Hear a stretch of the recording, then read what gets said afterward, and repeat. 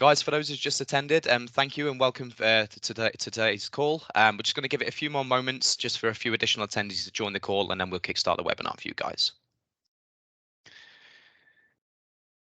It was good to see the event you was at yesterday, Isaac. It was good to see that was a success. Really good to hear what was going on there, and invaluable information that was being shared across the talking board, really.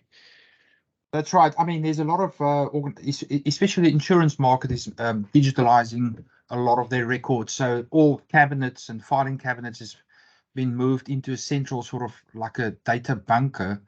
And obviously there are a lot of benefits with that, but it poses a lot of challenges also. And I think our biggest challenge there would be security. I agree, to be honest. I mean, actually, before I won't get into it in too much detail because, believe it or not, it's one of my questions here actually. But I think a lot of organisations they mainly focus on improving efficiencies and processes, but then don't actually consider about plugging them kind of new gaps. So no, it was really interesting and for me to listen to some of those videos yesterday, and I look forward to actually coming along with you to the next one. So, but. Guys, for those who's just joined, welcome to today's call. We'll just give it 30 more seconds for additional attendees, and then we'll kickstart the webinar. No, it was really good to listen, and to have it's really good to see the amount of businesses that attended that event and that now taking digital transformation and security more seriously. Because I think over the last few years, it's not something that companies really do focus on. They are focused on efficiencies and earning more money, especially since the kind of drought that we had with COVID, and the effect that had on businesses. So, but I think we're at 2 minutes past, so I think we can kickstart today's call. So welcome everybody. My name is Jamie Chamberlain. I'm the new business executive here at Xero. Today, for the first time, I'm actually joined by my managing director and founder of Xero, Isaac. So Isaac, if you can introduce yourself. Yes, well, thank you, Jamie. Yes, I'm the founder of Xero. We founded Xero about 17 years ago. We a Microsoft Gold partner. We specialize in micro businesses and SME end-to-end cybersecurity and IT support. And we are literally cherry picking, consistently finding what is out there in the market, making sure that our customers are secure, and go and put it into the conversations and the solutions for our customers. And also, obviously, being very, it's also a market that's very price sensitive. So cost is always a main point in the conversation. So we literally specialize in finding the balance between the minimum requirement and what is the minimum without compromising on security, and also make it practical for our customers. So that's what we specialize in. We work in various verticals, anything from medical to legal to recruitment to architecture. And we've just had our 17th birthday. Thank you, Jamie. Thank you, Isaac. So today's topic, guys, that we're going to be covering, which Isaac is very much experienced in, is the topic of ransomware. Something that I call today's digital plague. It's something that everybody hears about. It's a term that is being used daily. But Isaac, from the first question from me really is ransomware itself. As I say, it's a term which is used in everyday business. But as a short description, what is ransomware and what is its overall aims and objectives? Well, I think the key there is, never mind the technical side of encryption, all of that. It's basically somebody taking your data and holding you hostage, and they want they would like, in exchange, to give you the data back, or to get the data back, they would like some sort of award for that. And that might be, it's obviously a financial award. So they're holding your data ransom. And in the digital format, they are encrypting your data so you can't access it. They encrypt your data with a password, and you can only get the password if you have paid this ransom. So basically, they're holding your data hostage, if that makes sense. 100%, Isaac, 100%. And I think just to add on to that from my side, what I've witnessed is these cyber attackers, when they hold your data to ransom and they say you need to pay X amount for us to release it, that X amount you pay as a victim, and sometimes they then say, and now you need to pay another amount to unlock. And it's just that kind of forever ongoing cycle, vicious cycle between the victim and the cyber attackers, cyber criminals. So you are never guaranteed to actually get your data also. So that's another problem. So you might be doing multiple payments and actually never receive your data. It's a vicious world that we live in there, I must say. But obviously, ransomware, we hear about it daily. You know, being in the profession, a lot of our customers they hear of the terminology. Has it been around for long though? Has ransomware been around for a long time, or is it a fairly new thing? Well, it's actually, I think it's definitely on the rise, but it was the AIDS Trojan in 1989.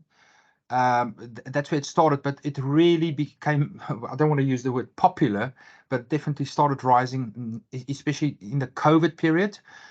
Our first experience with ransomware in capacity of our consultancy was in the early 2012, around there. But it's definitely on the rise, and it's definitely something that is very lucrative and something that will definitely be growing.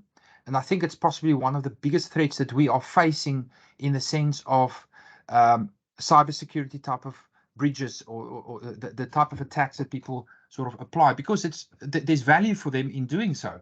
It becomes a job for them, and for them there's a value, so there's a reward at the end of it. It's not just causing harm, it's causing harm with getting some sort of a payment or a salary for it. And it became that's obviously when it started. It's 1989, but definitely more popular these days. 100%. And a couple of things that I've seen over the years is as businesses progress and we become more digital in the day-to-day living as well as in the work environment, it's becoming more of a threat as time goes on, because they can penetrate and access your data from numerous different devices. I mean, we covered a topic in a previous webinar, Isaac, I think you may have attended as a guest, IoT. You know, just looking at your IoT devices and people being able to kind of access that and gain your data through that.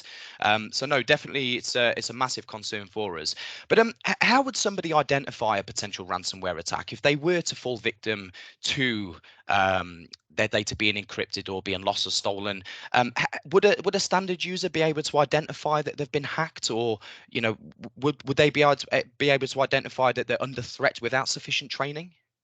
Well, I think the key thing that's happening is, or the process normally would be, and obviously you have different variants of this and different flavors, but the normal process would be it starts encrypting your data, and then as soon as it starts encrypting the data and it's got a key, there will be a pop-up coming up, and you try to access the files and you can't access it. And there's a pop-up, normally it changes your background screen to make sure that you see something has happened, and it will give you the details on how we can do the payment or how you can retrieve your data. And it actually tells you in a very arrogant manner, your data has been sort of held hostage, and it's been encrypted. So there's a screen that normally pops up, or your background screen, it just takes control of it, or your files. The first thing you can normally also see is if it's in the process of encrypting, some of the files becomes unavailable, and that also is an indication that it's busy running, busy spreading across the drives or your corporate data, whether it is cloud data, whether it is a network drive, whether it is a local storage. It just starts encrypting it, and it becomes inaccessible. So you're very much aware once the damage has been done, so to speak, then. That's right. But you may not be aware unless you have eagle eyes on your infrastructure of the damage being done in the process of actually encrypting your data there.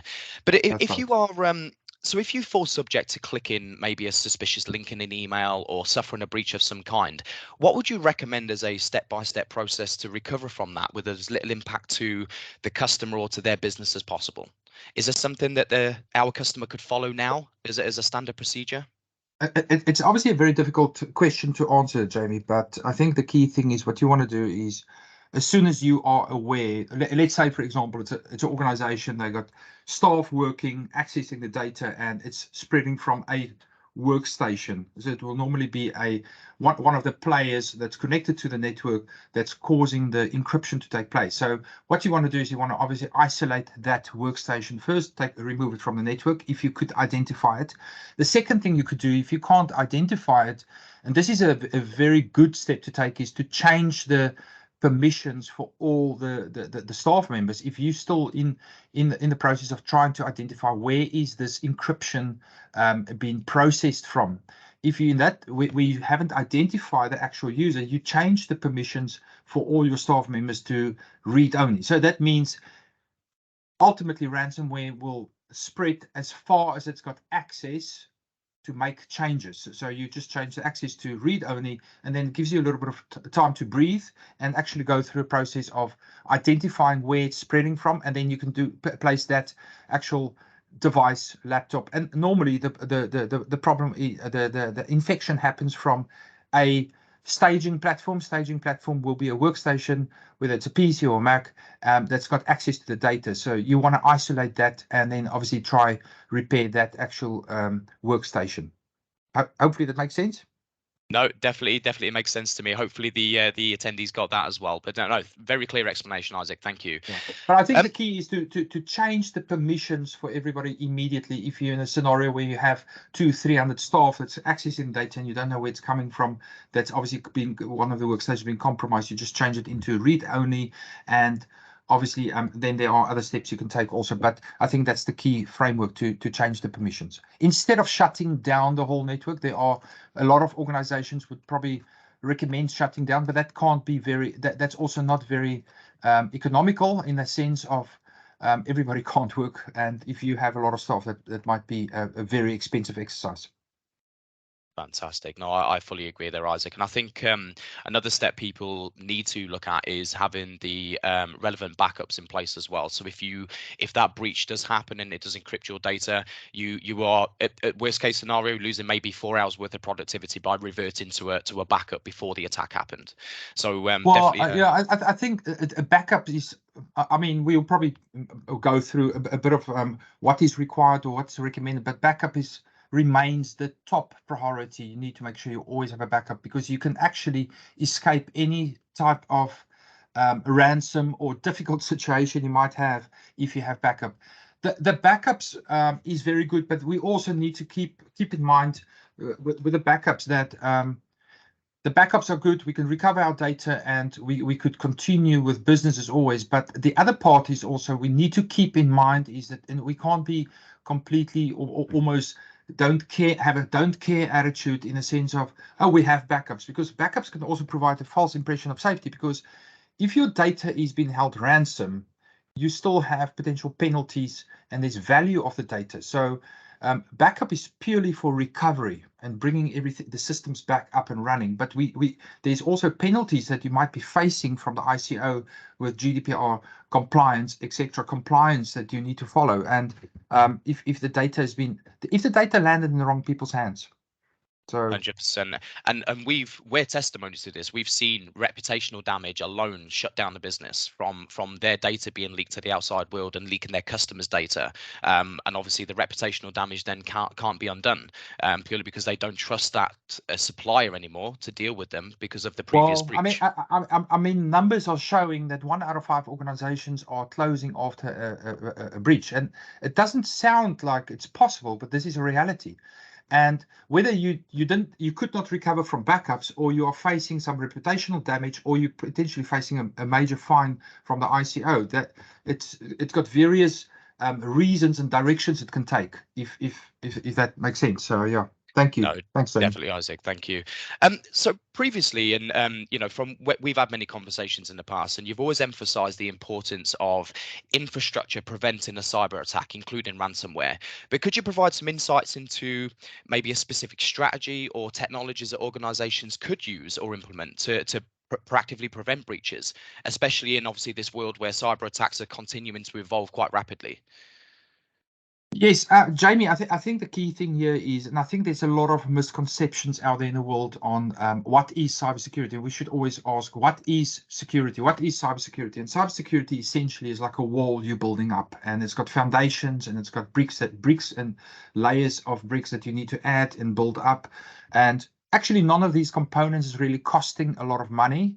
But you can't remove any of these components. And what we see out there in the market is that people are taking shortcuts. Some of the problems are obviously the false impression of safety that we have with the cloud, and suddenly you are breaking the basic rules, and you don't feel it's necessary to actually follow the rules that we used to follow, or people change their behavior. But I think so looking at cybersecurity, it's like a wall that you need to build up, and you can't remove or compromise on any of those bricks.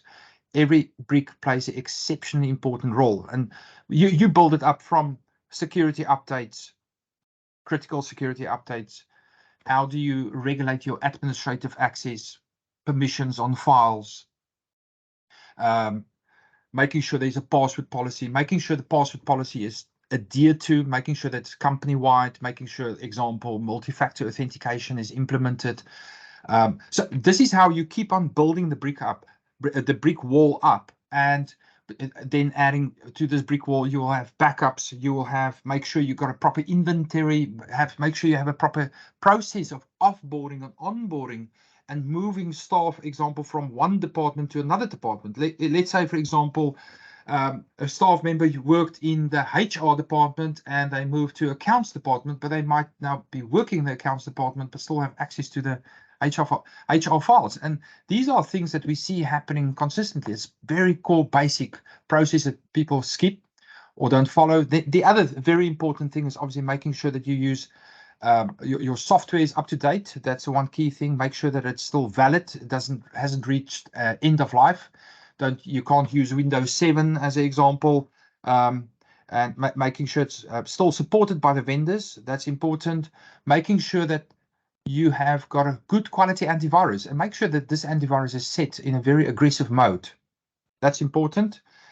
Antivirus by itself is no longer good enough, especially with ransomware. Ransomware has got a method of changing its identity, like literally to hundreds of millions of changes within minutes, and antivirus can't always keep up with these changes. So what we recommend for our customers, part of this minimum framework that you need to build, and or this wall that we're building, is to have an additional layer of protection for when you are going out on the internet. Actually, you have your antivirus, you have another product that will actually just make sure that you are protected when you are browsing the internet. And this is a very good sort of protection for ransomware, specifically for ransomware.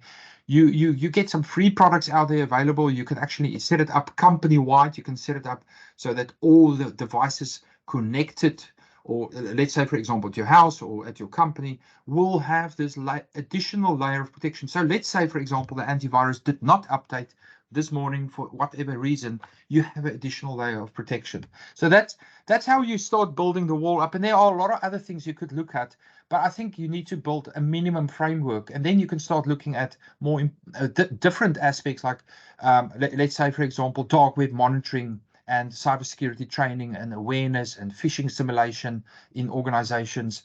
And definitely something you need to also incorporate in this wall, or as you're building the wall up, would be email security. 50% of all emails are actually spam. So you definitely need a layer of email security as it comes in.